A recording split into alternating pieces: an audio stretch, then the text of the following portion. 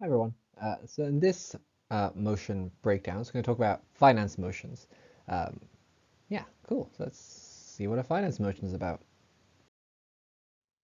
Cool. So what we're going to talk about specifically in this presentation is first we're going to talk about some examples of finance motions, just so we're on the same page.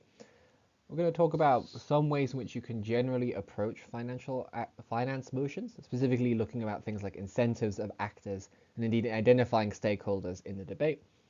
We're then going to talk about how you can approach explaining financial concepts, which I think is a much under under underappreciated aspect of being good at finance motions.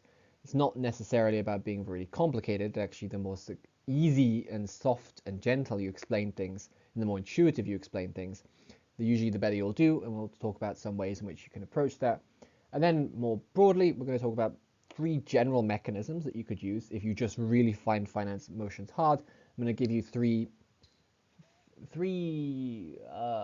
systems of analysis you could apply broadly to any finance motion that you can just pick and choose and practice over and over again, so that when you see a finance motion, you just like, I'm going to use one of these and then hopefully win.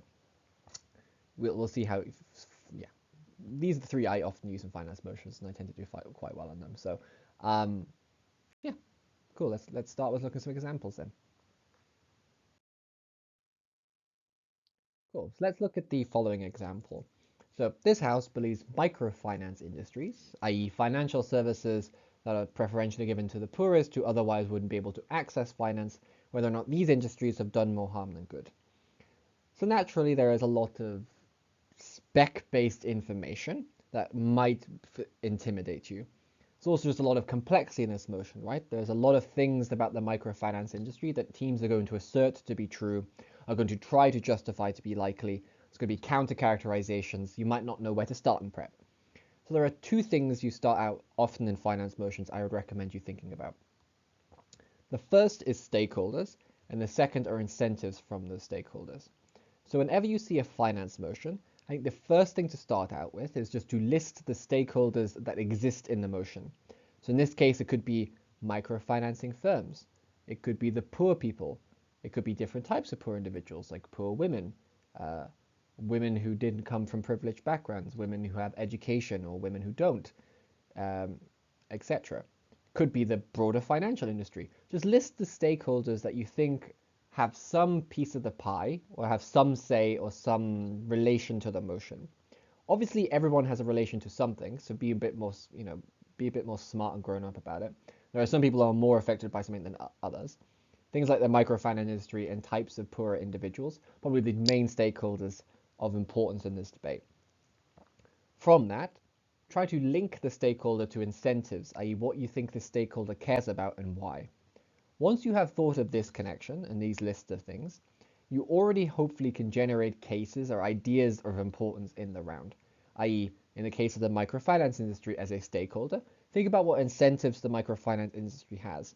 One, return on investment. They want some money back so they can give some money in the future. They may want, secondarily, personal aggrandizement. Maybe they want more money, maybe they want more social media attention. Thirdly, maybe the microfinance industry is a portion of a larger part of the industry, and therefore there are unique incentives that those subsections of the industry have. As in, what are the incentives and desires of a person who is going to lend to the poorest individuals when all other financial actors in the market don't want to? Are these going to be charity workers? Are these more humanitarianly nice people? You know what I mean? People who care more about the humanitarian side of things rather than profit seeking. When it comes to poorer people, what are their incentives? What do they want from this money? How are they going to use it? Typically, the microfinance industry tends to target those people who would like to start a business, i.e. be more productive to their community. It could also be funding education when otherwise there wouldn't be. By thinking about incentives, you can start hopefully to generate some ideas, and from that is nothing more than just driving home what should be quite intuitive understandings of logic, i.e. why a poor person having money is good, or why the incentives of the microfinance industry to cater to that need would be bad. As in, maybe they give you prohibitively high interest rates. Maybe they try to prey on those that have a lack of information about financial assets. Maybe the microfinance industry is uniquely coercive because it means that even if the incentives of these poor people would be to have money, they can never actually they're not in a better state of life as a result. Maybe there are wider conflicts that emerge, i.e. the microfinance industry might tread over other powerful actors, particularly in developing nations, that causes a degree of backlash. Like if the microfinance industry, for instance, was uniquely targeting women, maybe men are pissed off by this in this environment because it leads some degree of liberty for women and they backlash against this. So you can see all the stakeholders and think about the incentives these stakeholders have to operate in the world, and you can hopefully from those two broad questions have a minutiae of different cases that you could potentially run. So that's the first piece of advice from this video, is in finance motions, just approach it per stakeholders, per the incentives of those stakeholders. Finance motions are often specifically motions that are affecting or evaluating the actions of an actor. So in the previous example was focusing on whether or not the actions of an actor are good or bad, but other finance motions could be about changing the way actors can behave. So with this in mind, and quite intuitively, let's just think of generalized type of stakeholders. I'm just going to talk about what they are, generally speaking, and how this can be generally applied to motions more generally. General. So the first type of stakeholder in a finance motion is probably businesses, right? These are often, most businesses are small businesses owned by people who don't have that much money, but are they're on a very thin profit margin. And what they're trying to do is provide a service to people, but also to try to make some revenue for themselves, but also for the continuation of their business. Finance motions are probably unsurprisingly about businesses, but remember there are very many different types of businesses. What I mean by this, there are businesses with more capacity to starve off bad times, but there are a lot of businesses that maybe don't have a lot of money to cope with bad financial actions. So businesses are quite trivially stakeholders, but they are stakeholders that can be quite deep in characterization of finance motions. So in a finance motion, you might want to start by just thinking, how are businesses affected by this? How are different types of businesses affected by this? Why should I care more about small businesses, i.e. they employ most people, as opposed to large businesses, which tend to be able to support smaller businesses, for example? And in finance motions, aside from businesses, there are also private actors, i.e. me and you, individuals just going about their lives. Some private actors have no money. Some private actors have a lot of money. Some private actors act as investors of their own accord. How do we finance motions, or how does the motion in general, related to finance, affect these people? This is also another important stakeholder. You can think of how private actors affect businesses, as in if you are a relatively poor citizen, are you a private actor, and a finance motion deprives you of money, maybe this means you can't give, therefore, as much money to businesses, which affects them. So maybe private actors are a more important stakeholder in the debate because of the way they affect businesses. In turn, you can think about how making businesses less wealthy can mean that they have less ability to sell goods to private actors, or make it more prohibitively expensive to sell to private actors, or crowd out the investment market because people are unable to, the investment is not as appealing to these people, etc. So you can think about these two stakeholders and how they interact. States. So finance motions will often in some ways either directly or indirectly affect the capacity of a state to get money. Quite intuitively, the state, and thus their incentives from that, are usually to create some type of marketplace aligned to their electoral incentives, i.e. a free market or a more state-controlled market. You can think about how in finance motions, states are affected, and indeed therefore how they change legislation to affect businesses, how they may intervene in the economy to change the capacity and interests of private actors, but also how businesses may lobby governments differently, and how private actors may change their vote based on certain issues. What I'm trying to build up here is pictures that these are the generalizable stakeholders that can exist in finance motions that are in some ways interlocked, but in other ways prior to each other. Other stakeholders, multinational organizations. So other than businesses, you have organizations that span international territories. So they have offices in different countries, they operate on a variety of different laws, they have cross-linked economies, which means economies themselves become linked by these companies. You can think about how finance motions affects them. Does it make it easier or harder to do international trade? Does it make them more likely to go to one type of area to trade rather than another? Does it affect the way they lobby states? Does it affect the way they interact with private actors? Does it affect the way they do branching of businesses? All of these can be important stakeholders and thus deltas that can exist in a debate. In finance motions, you might want to think of charities. So charities are also actors that have to engage with a degree of finance, but often for from non-profit reasons, i.e. they're not looking for a profit unlike businesses. How does a finance motion affect the charity's capacity to function? Why should we care about charities? i.e. they usually do a lot of good. How are charities going to interact with multinational organizations, as in, are they going to encroach upon each other? How are charities going to affect private actors, and in turn how private actors are able to give to charities? Are states going to become friendly to charities or cut charities and make it harder for charities to operate? In what ways will charities support businesses and businesses support charities as a result of the finance motion in question? That's a fifth general actor. The sixth could be things like investment funds. So these are types of businesses/private actors that unique role is not to provide a physical or social service, but literally to provide money. Recognize that states can also provide money through central banks, but investment funds are the ways private individuals will aggregate to invest in stuff. You can think about how investment funds, things like Vanguard, the company, allow people to put money in and to invest in certain blended funds, as in funds that take pieces of different companies or different country, or the wealth of different countries together and invests in aggregate for individuals. How do finance motions affect the capacity for investors, or indeed investment funds, to exist? Does it make it easier or harder for them to exist? Does it make it more lucrative or less lucrative for them? Does it change the type of investments they'll want to put most of their money in and where they point their customers to go, etc., etc.? So those are the 6 stakeholders that probably are involved in some way in every finance motion. Particularly in extensions, this can be useful to just think about how each of these individual actors is affected, and then for following on from that, think about some reasoning to why you think those actors are more important than other actors.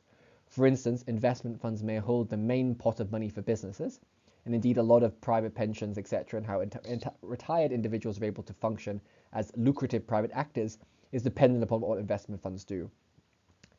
In contrast, you can think about the ways in which financial motions allow states to prohibit or restrict investment funds, and why that might be good, because it means that states can become better financial actors as a result, or why investment funds would change their incentives to not give as much to multinational organizations, making them less exploitative, or indeed why multinational organizations would therefore be worse or be better for private actors in different parts of the world.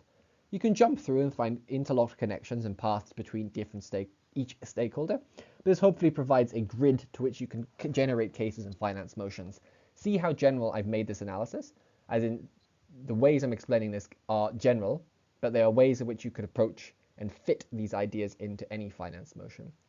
An important thing to think about is to, when you see a finance motion, genuinely ask yourself and list these actors from 1 to 6.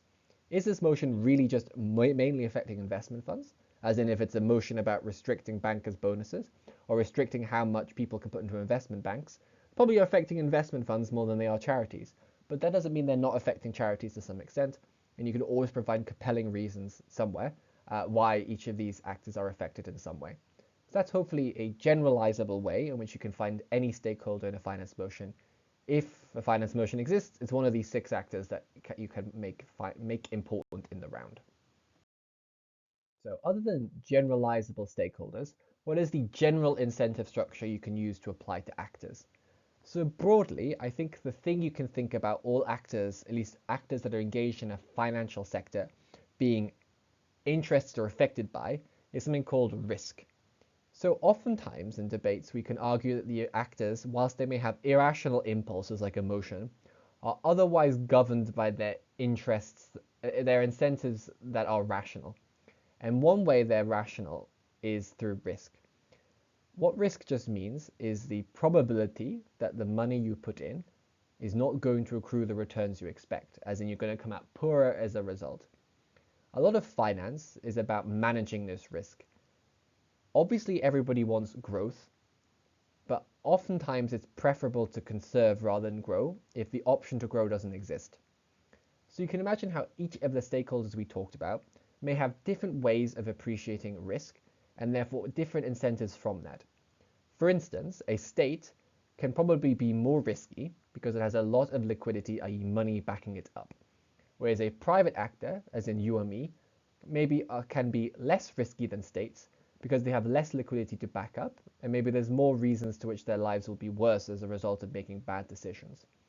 Recognize that not the stakeholders that we've talked about can be different within themselves. So different states will accept different levels of risk than others, just as investment funds over time may accept different amounts of risk depending on how free and giddy they are about the economic market, i.e. what their predictions are in the future. Thus, you can think about the incentive as an actor in reaction to emotion and an evolution from emotion, i.e. how the policy or whatever you're arguing in the finance motion changes the world, why this changes the incentives of actors to become either better or worse depending on what your impact is. I.e. if you're arguing that this regulation, if a finance motion is proposing a regulation and you're trying to argue that regulation is a good thing, you could argue it is a good thing because it changes the risk incentive of the actor in a way that you think is favorable. This could be that they become more risk averse, i.e. they become less likely to tolerate risk, which means they conserve their money more, which is good for reasons X, Y, and Z, i.e. the security of money.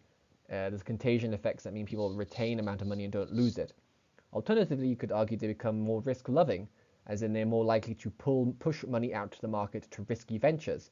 This could look like people who are less likely to be able to pay them back, i.e. poorer individuals, or could look like bad risky assets, as in creating complex systems like derivatives where they just bunch up a load of possible investments that have a low rate of return in a way that tries to make them look like they have a higher or more likely rate of return. And indeed, the way regulation affects this means that derivatives are often very hard instruments to scrutinize. We'll talk a little bit more later about informational access, but risk is one way in which all actors are bound in the ways in which they will interact with finance. If they are risk adverse, they will interact with a certain way. If they're risk loving, then they interact with it in an entirely different way. So in each stakeholder, after you've identified which stakeholder you may wish to run in a finance motion, we will then wish to start by asking yourselves, how does this motion or policy or world affect the incentives of this actor when it comes to risk, and thus why does it make them a better or worse financial actor? Recognize this is all grounded on the idea that this actor is rational. It's often true that economic actors are irrational, i.e. they don't have a lot of information, they have emotions, they have unfair expectations. So remember, this is not the be-all and end-all of the ways in which you can consider incentives, but a good way to start out with, if you find finance motions difficult, is to start by presuming broadly actors are rational. You can think about reasons why this is true, like self-correction mechanisms, that in regulations usually make individuals rational. The fact that rationality always prevails, because even after economic crises, it's still bounds of rationality, as in they're not going to do insanely stupid shit about like putting all their money in a bog, right? They are bounded by some aspects of rationality, even if sometimes they give into irrational aspects. Because in some ways, bubbles, whilst they may appear irrational from the outset, are rational in the inset. As in, if the stock market is climbing and everyone is bought into the idea that it's going to increase, you'd be an idiot not to put your money in as well to get at least some chance of increasing it. So there is rationality bound up within irrationality, but it's quite it's a very complex economic idea. And I recommend some reading at the end if you want to read a little bit more about how rationality and irrationality interact. Because I think genuinely in types of finance and econ motion, the more you know more about the empirics of finance, the more confident and more easy you can find the reasoning to why finance motions are the way they are. But at least this is one generalizable mechanism about incentives. So now we've looked at generalized stakeholders. This is a generalized incentive structure you can use. Just combine this incentive structure with any actor, practice it a bit, and you at least have a good foundation of a case that has the core burden satisfied, hopefully. At least that's what I do when I think of finance motions. So I can only articulate from my lived experience. Cool. So we have some common stakeholders, a general incentive structure. So let's look at some common impacts that we can use, i.e. why the incentives of the stakeholder we've chosen, try to link it to a number of impacts, one of which we may choose to run in a finance motion more broadly. Cool. What those might be. The first, and this goes from the largest macro scale to a micro scale, The first impact we may run would be something about economic crises. So we might argue that the reason the motion will change the incentives of whatever our stakeholder is, that will actually make the economy less stable, will likely provoke crises in the economy where people are left poorer, or materially change the macro structure of our economy in a way that disprivileges certain types of individuals. For example, you can think about how a policy that a government might do might make that government more reticent about getting involved in the economy, i.e. turns them risk adverse, and in this way you can argue makes economic crises more likely, because government intervention in the economy is vital in order to assure an equal balance of demand and supply. So that's one way you can connect the general stakeholder through risk, the way in which their risk incentives are changed, into an impact like economic crisis. You talk about also risk management, specifically examples of risk management. When individuals want to do a lot of risky things, they will invest naturally in risky stuff. These things look like innovations, as in they may invest in projects that have no guarantee of accruing any benefits, but if they did accrue benefits would be quite good. Things look like innovations in technology, innovations within healthcare, maybe innovations within industries and types of techniques, like everything from AI, types of AI, implementation of AI, to space industries or new ways of travel, or whatever you can think of. You can think about in a finance motion how the motion may prohibit or minimize or reduce or constrict the amount of money that enters into those regions, and why that is a bad thing. For example, you can think about how a motion may make investment funds become more risk adverse, which means they push their investments away from things that we want, things like innovation, i.e. riskier things, to more stable assets, i.e. like blue chip stocks, these are companies that are likely to grow forever, things like Google, things like tech industries that are very well established, Coca-Cola, McDonald's, things that have a business structure that is based on things like land and reputation aren't going to be changed because they're so ingrained in people. Similarly, you could argue why actually there are bad types of innovation. So it's preferable that money isn't wasted head over heels in businesses that aren't going to fail. You can think about how risk aversion for innovation is good, because it means maybe you're more selective about what innovation you choose to invest in. So whilst it may prevent some innovators from being able to innovate, maybe it doesn't cause constrictions of the market when loads of innovators fail and you don't get any money back as a result. So risk management could be another common impact you reach for. Another could be just general investment levels. So investment broadly just means the allocation of money away from savings to maybe something being more productive. So you can consider why having money not doing anything is worse than having money in someone else's pocket trying to create more money through capitalism.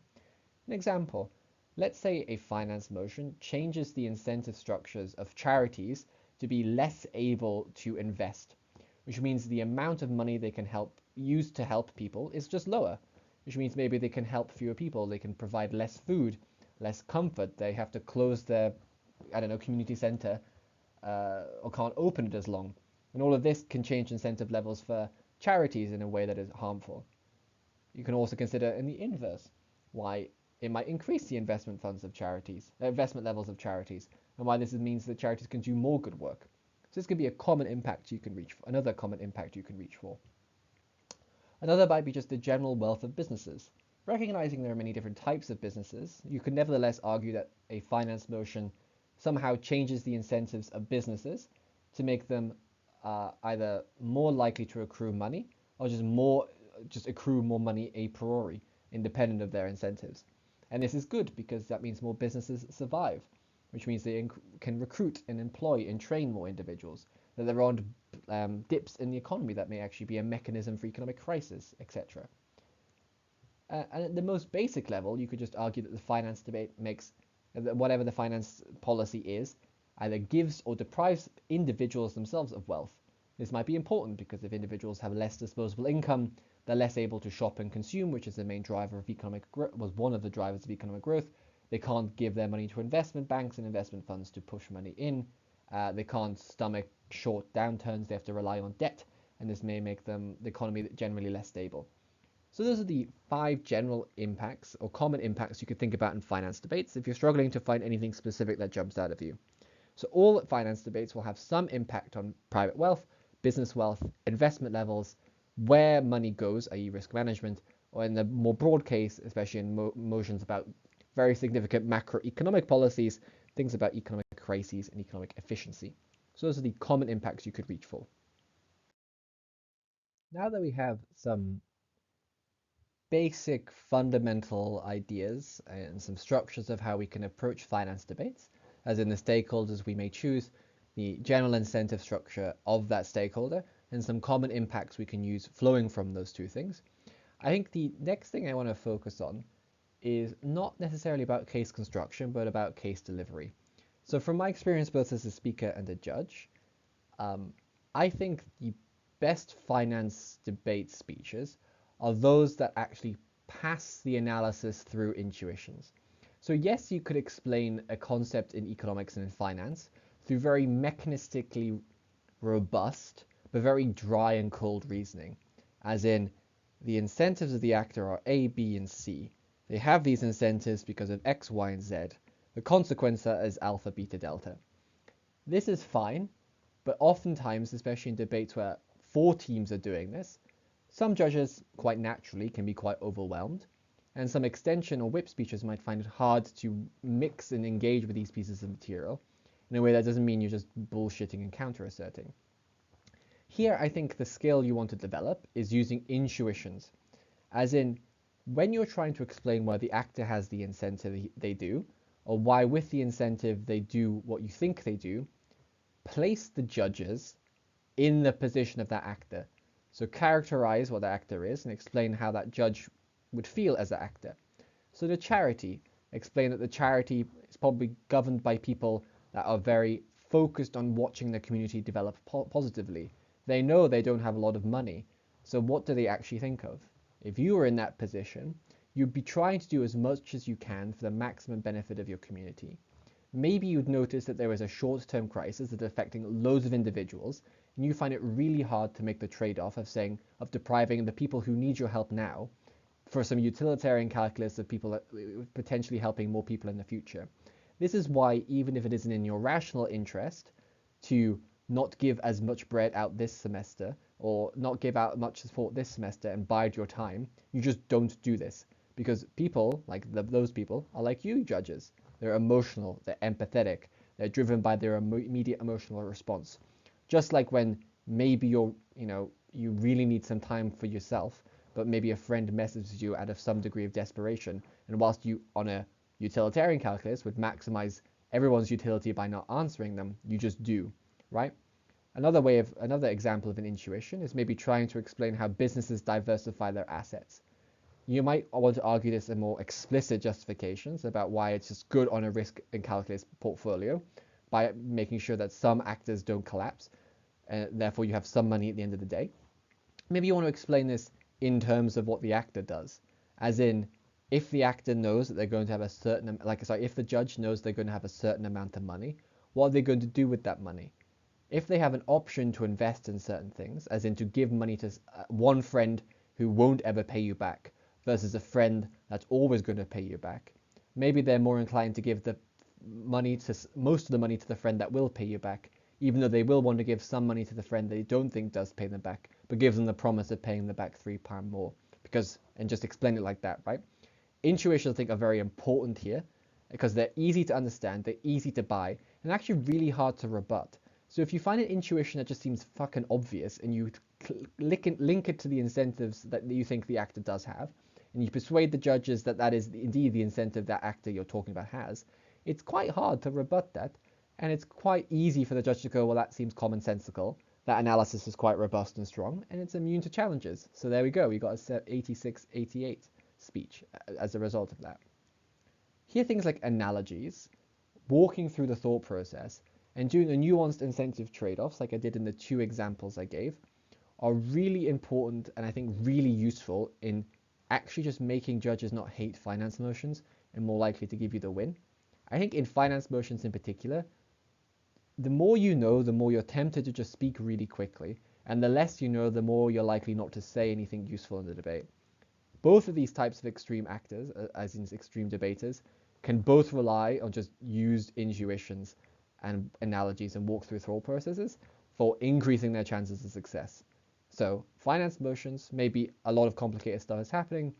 The more you understand the complicated stuff, the less of it you should explain, the more of it you should try to focus on things like analogies and relatability, because whilst most judges or some judges can track the analysis, the success in speeches will come home higher if you link a complex analysis to an analogy that is true. Yeah, so for example, let's think of what some intuitive reasoning would be to explain why higher interest rates will reduce green innovation. So you can think about what interest rates mean, right? If they have a higher interest rate, that means that when you give money out to people, you have those people have to give more money back to you. So you can make interest rates analogous to, let's say you're a person who gives a friend £5 every week. They keep promising they're going to pay you back, or maybe your workplace now doesn't give you as much money as before. In order to continue lending to that person, as in giving that £5 to your friend Jimmy every week that you want to do, what you have to ask is either for more money back, or given that you can't get that money back, you just have to give less money to the actor, right? You have to give less money because you just don't get that much back. You now can't give Jimmy the £5 he needs for his Tesco meal deal. Whilst Jimmy can use this Tesco meal deal on his way to work and be really good because he helps people in his local community and he makes their lives better, you're either just physically unable or it is irrational for you to continue to do so even if you'd want to. This is analogous to the idea of how investment funds or states themselves, when there are higher interest rates, as in they can't give out as much money or they have to ask for more money in and out, you don't invest in things that are maybe very useful but don't return a lot of investment very quickly. Things like green innovation that have a long time yield to return and oftentimes aren't that profitable, but they do have a positive humanitarian good. So that's an example of making intuitive reasons with analogy and walkthrough processes, and some degree of nuance trade-offs work both within complex financial analysis, but things that just make intuitive sense, right? I think that is the skill, and I think why I enjoy, at least me, myself, enjoy these finance debates the most. So make your analysis driven on intuitions. That's how you're going to persuade judges more often. Cool. So in the rest of this presentation, I'm going to focus on three mechanisms or three pieces or systems of analysis that you could implement in different finance debates to try to prove a claim. The first mech for success is information. So the important thing about economics and the way in which actors interact with each other, it is all about signaling, right? What you do with your money is not just dependent upon how much money you have, but it's actually more dependent on what you think will happen with that money when you do something in the do something with it, right? Therefore, what that actually means is it depends more about information and how individuals are able to learn about what is likely to happen to their money and likely to happen to their future. That's the main thing that maybe determines what they do and why they do it. So questions you may want to ask yourself in a finance debate is, who has the information about what the world looks like and is likely to look like? How do people get access to knowing what happens to the world? As in, who knows what happens to the So if a policy changes the world, if it's a policy debate, or believes that motion and it's about trying to prove economic crises happen, who controls access to what the policy does in the world?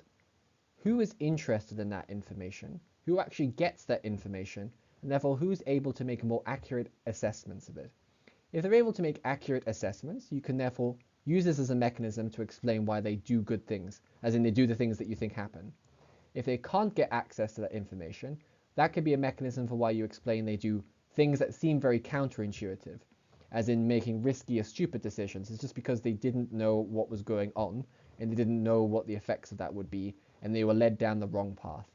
So information can be a mechanism you apply to trying to prove why actors do the things they do, as in the actors do the things they do because they are trying to maximize their outcome, but the ways they know how to maximize their outcome are based on their validity and access to information. Things like signaling and macroeconomics, as in whether or not people know or predict or how they think things like interest rates, inflation rates, levels of government intervention, how much investment private actors are going to do, what charities and multinational organizations have signaled they're going to do, all will change how actors perceive their place in the future world. Whether they think there is money to be had or risk to be had in the future world, all depends upon the signaling certain actors are giving to them. Recognize that information usually clumps together. So when some actors have the information, most actors don't have accurate, reliable, and up-to-date information.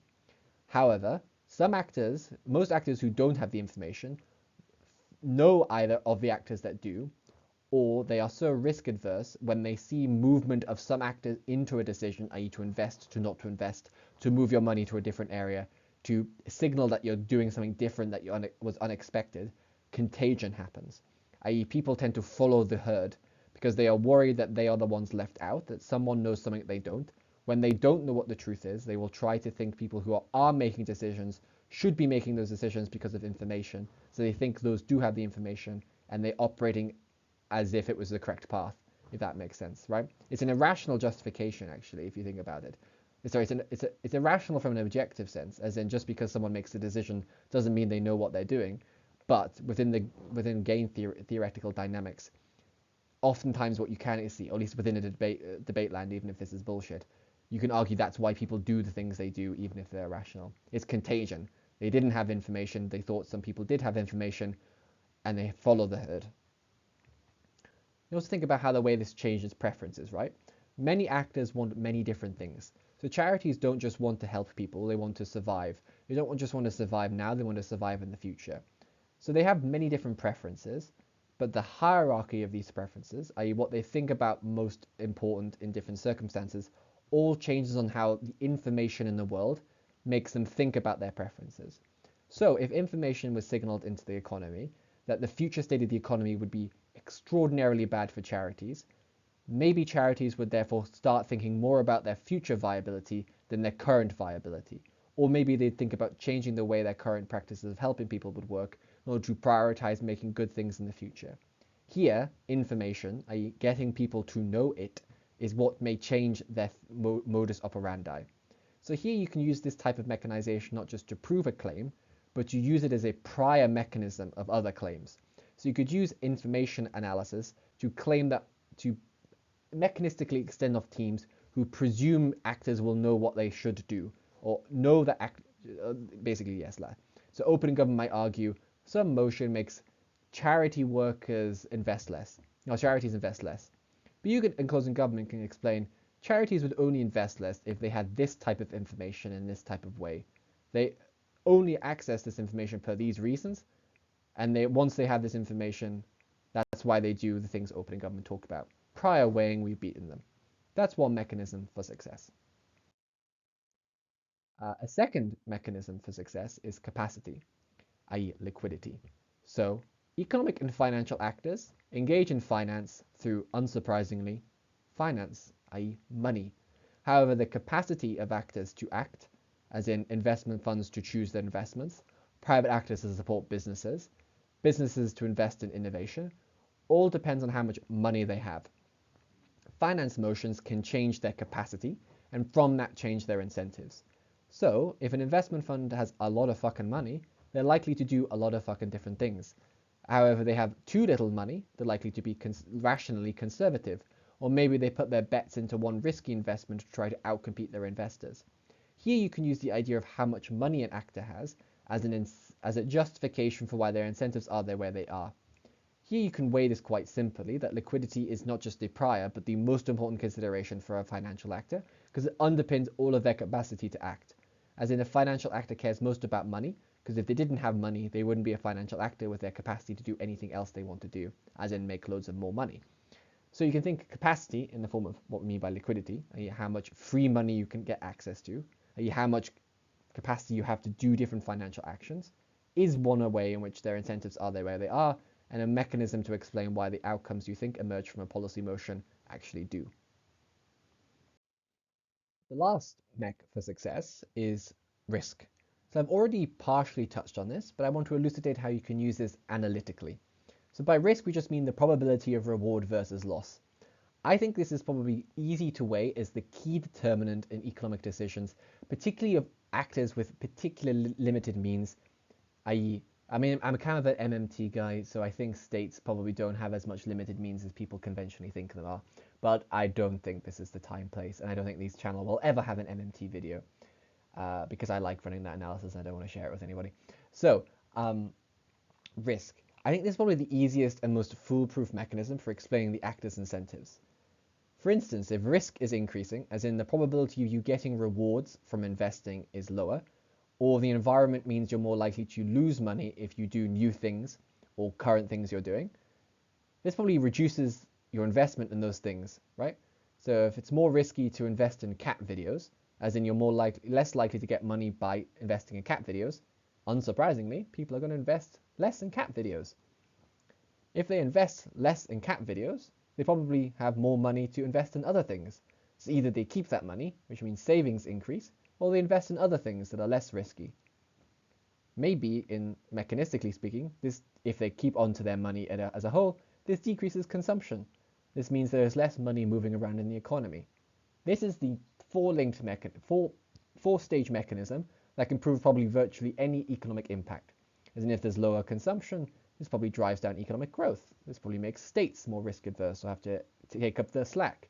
Maybe this makes investment funds. This probably increases investment funds' capacity to invest, because if more people are saving, maybe they put their savings in an investment fund. Or inverse, if they are a lot likely to accept risk, they don't give the investment fund money, which means consumption from the investment fund decreases. Investment funds tend to increase things like innovation. Innovation therefore goes down. So you can see that this is a four-step mech that is quite simple and quite intuitive that you can employ in a variety of different circumstances. So, 3 mechs for success. Information, who has access to it, who knows about it, how accurate is it? It helps you explain why actors do the things they do with the incentives they have. Second, capacity. Actors are only able to do as much as their money allows them. Policies may change how much money they have, and therefore change how much they're willing to do. Finally, incentives. Certain actors, even if they had loads of money and had good information, will do different things depending on their perception of how much money they can accrue in the future, which you can weigh as a key incentive they have, both for their own aggrandizement, but also for their own persistence and sustainability. So those are 3 mechanisms that you could use, again with the ideas of different stakeholders, with the risk incentive, and with different impacts. So hopefully this is a jigsaw-like, this presentation is giving you like a jigsaw-like structure of how you can implement different types of cases and think about different types of cases. Cool. Let's go back to the first stage and try to synthesize and combine and thus consolidate all of the ideas we talked about. So let's say we have the finance motion. This House would legalize and actively incentivize the use of university bonds.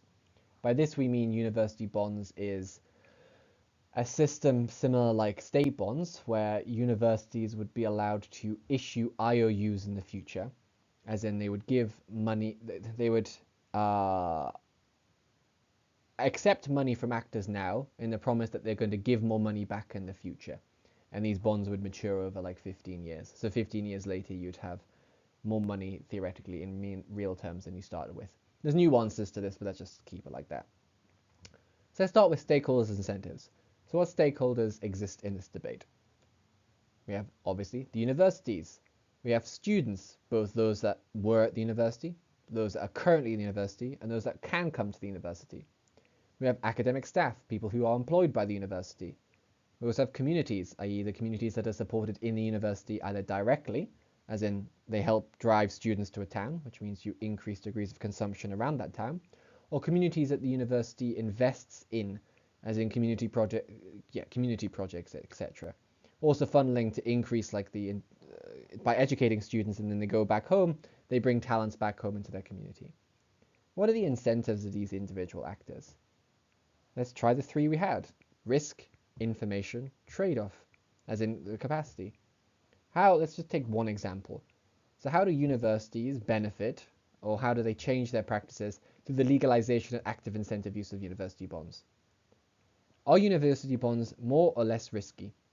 If you think they are more risky, this may therefore decrease their use of investment in their own funding, decreasing consumption in the town, affecting places like future students who are less likely able to go, academic staff that mean that if consumption is less, universities thus have less money, and thus you'd have less staff supported, and thus you have less community involvement. What about if they don't increase risk? What about if they make it less risky?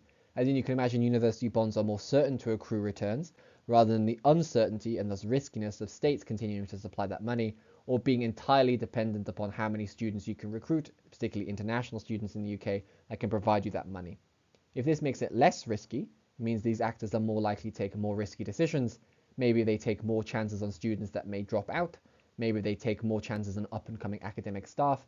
Maybe they invest more in communities that are not going to return a profit or are less likely to return a degree of other non-financial interest. See, you can work it either way. Information. How do universities interact with the information, or at least how do communities interact with the information? Do they know what the university's bonds rates are going to be? Do they know how much universities will be able to pay it back? Does this mean that certain other types of financial actors are less likely to give universities that money in the first place? Are universities able to effectively signal what this is? Is there accountability that the university will actually be able to pay back its bond and will reliably have an enforcement mechanism for paying it back? If not, then risk changes, which means financial actors will give less or more money. So information can affect a prior claim, just like I claimed earlier. It's almost as if I thought about this extensively. Therefore, information can be prior in this debate. So you might want to start in case generation to why universities on government side would be able to give good, accurate information to the actors that matter. On the opposition side, you might want to try to break that link, why the information they'll display wouldn't be able to be very good. Investors wouldn't know whether universities could have, or wouldn't trust universities to do so. We want to also think about trade-off here as well, right? What is the comparative? Is it better to have money by governments that may be more stable? Is it better to have governments fund you and students fund you? Is it better to get most of your money through academic grants to support students and academic staff? Is it more important to get alumni-based support? Is it bad that we're not having those actors relied upon more? Or is it better to have a diversity of actors by introducing one new actor into the mix? As in, it's good to introduce a financial actor, like a private investor, to go alongside all of the different types of economic investors. Because intuitively, if you have more eggs in your basket, if one egg is bad, at least you have 4 eggs to eat for your evening meal, as opposed to just randomly choosing one egg that might be bad. See, a nice weird fucking intuition that maybe proves the idea why diversification, or at least drives home the idea why diversification is good, because you don't want to have diarrhea at the end of the day when you have a bad egg. See, it works, kind of. Anyway, so that's some exemplification of different stakeholders and different incentives and how you could use the incentive analysis I talked about to generate loads of different ideas and cases.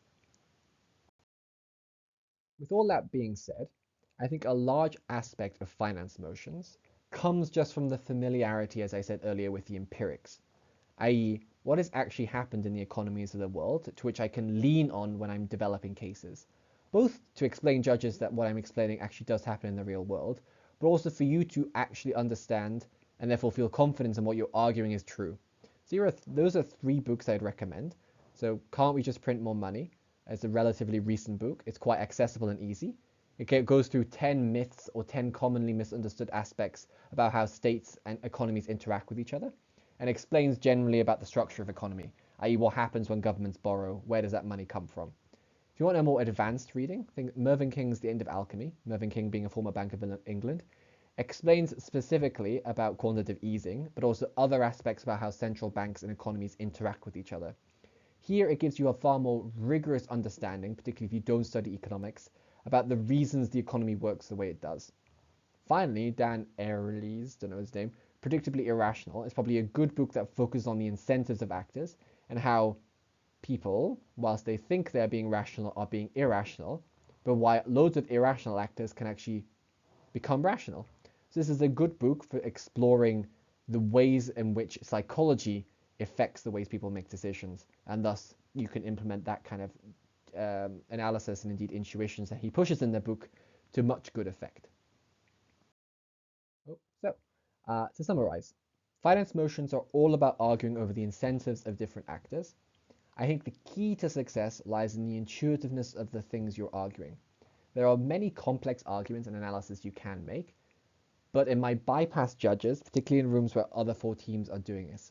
And oftentimes without relying on intuitiveness in analysis, it may come across as very assertive, as in actor X does Y for A, B, and C, seems a bit more assertive to why A, B, and C are the things that cause actor X to do Y, than providing an intuition to the judges about why you would or should or would likely do this if you were in that circumstance in the first place. Giving you some bog standard mecs, information, liquidity, and risk, I think all of these can be applied to the 6 stakeholders we talked about: charities, small businesses, investment funds, non-government organizations, states, and private actors. I think I said that twice. There's another one I forgot. Businesses, private actors, states, NGOs, charities, investment funds, that's it. Those are the 6 actors. We have the incentives of risk management, and we have the 5 aspects of consequences, going from economic crises to risk management, i.e. how much risky investment and innovation you do, to something, business wealth, state wealth, private wealth, or something. Anyway, look at the slide again. I almost perfectly remembered my own stuff. Anyway, all of these hopefully help you approach finance motions with a bit less trepidation and a bit more confidence. But if you're still having confidence issues, I think a little bit more reading may be useful. It's also just generally interesting. The 3 books I recommended I found quite good. The End of Alchemy is a bit dry, so unless you're really interested in this idea, don't. I gave this book to somebody and they didn't read it properly. They're like, this is awful, William. Why did you give me this? So only if you're really interested in economics would I recommend the second one. But the first and third one are pretty good. Cool. Hopefully this helps. See you around.